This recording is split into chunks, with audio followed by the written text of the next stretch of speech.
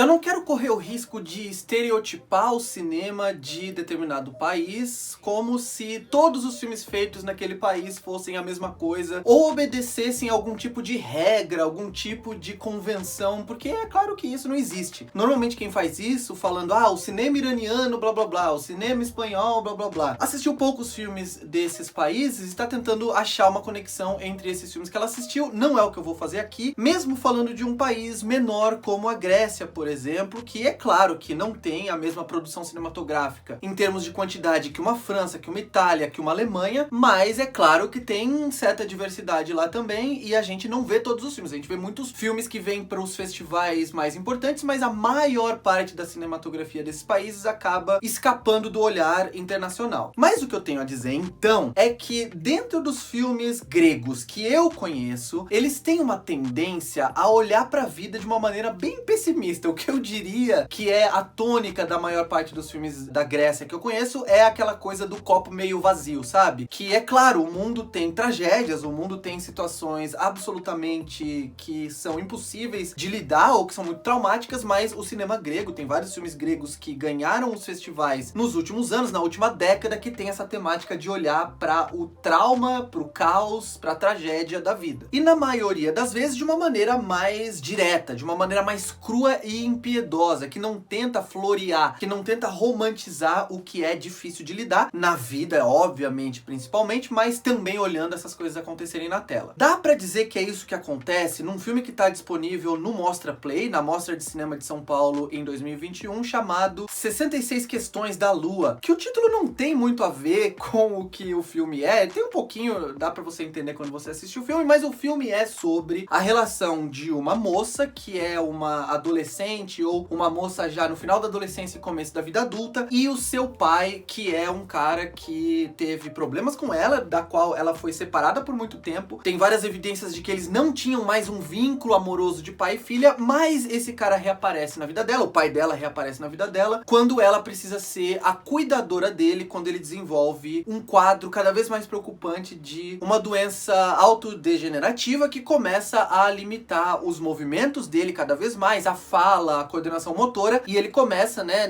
nesse processo horroroso de ter que começar a usar cadeira de rodas, de ter cada vez mais dificuldade de fazer as coisas básicas que a maioria das pessoas fazem sozinhas, e ele é um cara jovem, ele é um cara que tem menos de 60 anos, e a menina acaba sendo, a vida coloca no caminho dela a responsabilidade de ser a única pessoa, que se não for ela, vai ter que contratar gente, não sei se eles têm dinheiro pra fazer isso, mas é a única pessoa que pode fazer isso naquele momento, e o filme é muito inteligente, o filme é muito sensível de perceber várias coisas, vários movimentos que acontecem simultaneamente nessa história. Primeiro, é óbvio que o fato de ela estar cuidando do pai vai desenvolver um vínculo entre os dois que não havia mais. Mas, por outro lado, isso também vai gerar ressentimento nela, vai gerar cada vez mais uma raiva, um ressentimento que ela vai ter vontade de estourar por algum lado, uma necessidade de estourar isso por algum lado. E também, como ela tá numa fase de construção da personalidade, obviamente, esse evento traumático e essa fase vai ser decisiva para a formação da personalidade dela, e a gente acompanha isso durante o filme. E eu diria que o filme é sobre os diferentes timings do amor familiar que acontecem na vida, porque às vezes tem uma fase da vida em que duas pessoas estão separadas e ela esquece de um outro momento em que ela foi cuidada pela outra pessoa. Então o filme trata as relações familiares como uma espécie de relação fragmentada, porque é óbvio, são relações que duram a vida inteira. Então tem momentos em que uma pessoa tá mais próxima, tem momentos em que uma pessoa tá menos próxima, tem momentos em que uma se sacrifica mais, mesmo que esse sacrifício gere ressentimento, tem momentos que é a outra que vai se sacrificar mais, e é claro que isso tudo não tá impune, não tá isento de ter também as suas rachaduras emocionais e psicológicas. Durante a narrativa inteira, a diretora Jacqueline Lanzon usa uma estratégia narrativa que a gente não entende durante boa parte do filme, apesar de a gente desconfiar o motivo de ela estar fazendo isso, mas a gente só vai entender lá no finalzinho mesmo do filme, que é intercalar as cenas da história, da linha narrativa central e imagens em VHS em que a gente ouve a protagonista contar algumas coisas, desabafar algumas coisas, como se fosse em off, né, os pensamentos dela, as coisas que ela não conta pras pessoas. Em alguns momentos na cabeça dela, ela tá pensando, em outros momentos ela tem um hábito de ensaiar conversas e inclusive interpretar outros personagens da vida dela, como o pai, a mãe, em conversas que ela tá tendo sozinhas, de certa forma, pra entender o que tá acontecendo e pra tentar lidar com aquilo. E isso contribui com o estudo de personagem que o filme faz dessa moça, que é vivida por uma atriz muito, muito boa chamada Sofia Kokkali, e que é uma menina que, como eu falei, tá tentando entender as coisas num momento de muita solidão e de muito isolamento. Então, não só esses diálogos que ela tem com ela mesma, entre aspas, como também aquelas cenas em que ela tá ensaiando coisas da vida que ela não tá podendo ter no momento. Ela tá lá no carro, na garagem. É uma cena muito simbólica, né? Ela na garagem fechada por paredes em todos os lados. Ela não consegue sair dali com o carro, mas ela vai pra frente, pra trás, dá ré, dentro daquela área, daqueles poucos metros quadrados da garagem. Então, de certa forma, ela já tá imaginando a vida que ela pode ter quando toda aquela situação, quando toda aquela fase passar, dentro de uma jaula, dentro de uma gaiola que as circunstâncias colocaram ela. E também tem momentos que a gente pode não entender a princípio, eu acho que isso vai muito da sensibilidade e da experiência do espectador, coisas simples, manias que ela tem. Por exemplo, tem momentos que ela tá fazendo uma atividade trivial e ela dá um beijo no próprio braço, sabe? Num exercício de tentar ter um pouco de auto-amor e tentar se entender e tentar ser um pouco mais doce e gentil consigo mesma, num momento em que ela tá com praticamente toda a humanidade dela em xeque, porque ela tem esse problema, essa dificuldade, essa responsabilidade muito grande que tá colocando tudo em stand-by na vida dela. E que é claro que o risco é muito grande dela começar a se odiar, de ter ressentimento contra si mesma e deixar a culpa consumi-la. Então é um exercício de personagem, de estudo de personagem, muito delicado da diretora em parceria com a atriz. E o filme, isso eu acho que é o mais legal que a diretora faz, é cheio de cenas espelhadas ou de cenas que ecoam em outras cenas posicionadas em outro momento da narrativa. Por exemplo, é óbvio que o conflito central é o fato de esse cara ter cada vez mais os movimentos físicos, musculares dele comprometidos, e o filme tem vários pequenos interlúdios em que a gente vê a filha dele, que tá cuidando dele, correndo na esteira, praticando esporte, dançando, ou seja, esse contraste entre a plenitude física e a degradação física é um tema constante no filme, que a diretora não fica pregando, ela não fica mastigando em diálogos expositivos. A gente percebe isso através das temáticas e das associações visuais que o filme faz. Assim como tem duas cenas muito importantes, uma é passada mais despercebida, a outra é mais importante no filme, em que personagens não conseguem segurar a risada, começam a gargalhar. Numa delas tá a família daqueles dois, né, do pai e da filha, reunidos em volta da mesa, e eles estão considerando a possibilidade de contratar uma cuidadora, e essa cuidadora é uma imigrante que a gente não sabe, é do leste europeu, e eles começam a zoar com o fato de aquela ajudante búlgara ou romena, seja o que for, não saber falar o grego. E eles começam a achar tudo engraçado, principalmente porque ela diz sim pra tudo, e eles começam a rir dela num óbvio escárnio de se colocar, né, a gente vê que é uma classe média grega, apesar de ser um país que nos últimos anos, na última década, teve muitos problemas econômicos, mas a gente vê que é uma classe média alta, branca, e eles meio que fazendo escárnio, meio que zoando aquela mulher, que é uma atitude muito elitista. Mas em outro momento, tem uma cena muito singela que eu falei até no Letterboxd hoje mesmo de manhã, que já é uma das minhas favoritas no ano, que é, depois que a gente acompanhou 70% da história, todos os desafios que essa menina tá tendo com o pai, e toda a luta dele, todo o sofrimento dele, claro, por aquilo que tá acontecendo com o corpo dele, tem um momento que eles estão comendo sorvete, e é uma cena absolutamente banal e trivial. E o pai começa a ter um acesso de riso com o jeito que a filha come o sorvete, né, manchando, melando toda a boca com sorvete e tal. E os dois parece que entram ali num estado de gargalhada, ela fica meio constrangida, meio querendo se esconder, e às vezes ela não resiste da risada também, que é um momento de intimidade, dividido por aquelas pessoas, é um momento de afeto indiretamente mesmo, sem que esse afeto seja verbalizado. Então são duas pessoas que estão vivendo a mesma tragédia, em pontos de vista diferentes, com responsabilidades diferentes e com sofrimentos diferentes, mas que estão também compartilhando o lado bom do dia a dia, como é, por exemplo, tomar um sorvete juntos e esquecer por aqueles minutos tudo que tá acontecendo com eles. É um momento muito doce, muito humano, que mostra como o filme tem o coração no lugar certo. Normalmente eu não gosto dessa frase, mas é verdade. Ele não é um filme que só quer chocar você, por exemplo, com aquelas cenas em que tem vários personagens reunidos e olhando, testemunhando aquele cara tentar caminhar, por exemplo, e de uma forma muito fracassada, não conseguindo movimentar as pernas e firmar os músculos de uma maneira suficiente. E o filme não quer só te chocar com isso, ele quer te chocar, ele quer te sensibilizar para essa situação, porque o filme é sobre isso, e filmes podem ser sobre o que eles quiserem ser, sobre o que os realizadores quiserem que elas sejam, mas é um filme que também compreende todos os aspectos, pro bem ou pro mal, das dinâmicas familiares, e principalmente quando algo dessa magnitude, dessa seriedade acontece, muda o dia a dia, muda a rotina e também muda, transforma as relações afetivas dentro daquela família. E aí aí eu vou falar só de algo rápido que acontece no final do filme, apesar de não ser um filme, como eu sempre falo aqui, de spoilers, não tem uma grande revelação, eu não vou revelar algo que você, meu Deus, não queria de forma alguma ouvir sobre a história, mas é um final lindíssimo do filme, você já tá avisado, se você não quer saber, você pode voltar aqui depois pra assistir esse final do vídeo, mas é um final maravilhoso, é um final muito tocante, muito doce, que o pai faz todo aquele esforço pra dar aquele abraço na filha no restaurante, ele não fala nada, mas é um abraço de obrigado. E depois a gente vê nas últimas cenas ali de VHS dos anos 90, do final dos anos 90 que aparecem na tela, é uma imagem muito singela, muito bonitinha também, em que ele, no auge da sua força física, que é provavelmente o momento que ela tá na vida dela agora, tá acordando ela, criança, pra ir pra escola, provavelmente de manhã, e todo o carinho, todo o cuidado que ele pega a filha no colo, que ele faz carinho, né, cafuné no cabelo dela, antes dela acordar e tal. E o filme, ele liga essas duas cenas falando daquilo que eu falei no começo do vídeo, que em momentos diferentes, o amor sempre tá ali se manifestando de maneiras que são diferentes, mas que são complementares de certa forma pra criar essa dinâmica familiar e esse vínculo de afeto que dura a vida inteira entre aquele pai e aquela filha, apesar das decepções e apesar dos ressentimentos que um desenvolve pelo outro em momentos diferentes da vida. Ainda dá tempo de vocês assistirem ao filme no Mostra Play, como eu falei, e venham aqui dizer o que vocês acharam, gostaram, não gostaram, concordam com os pontos que eu coloquei aqui na crítica, não concordam, e não se esqueçam de se inscrever no canal, curtir esse vídeo, clicar no sininho e no sempre, pra sempre receber as notificações de vídeo novo, e continuem acompanhando, tá acabando, amanhã acaba a mostra, acompanhem os outros vídeos, eu vou deixar a playlist aqui dos outros vídeos que eu fiz sobre filmes da mostra, mas continuem acompanhando o canal também depois. Eu vou ficando por aqui por hoje, um abraço, tchau!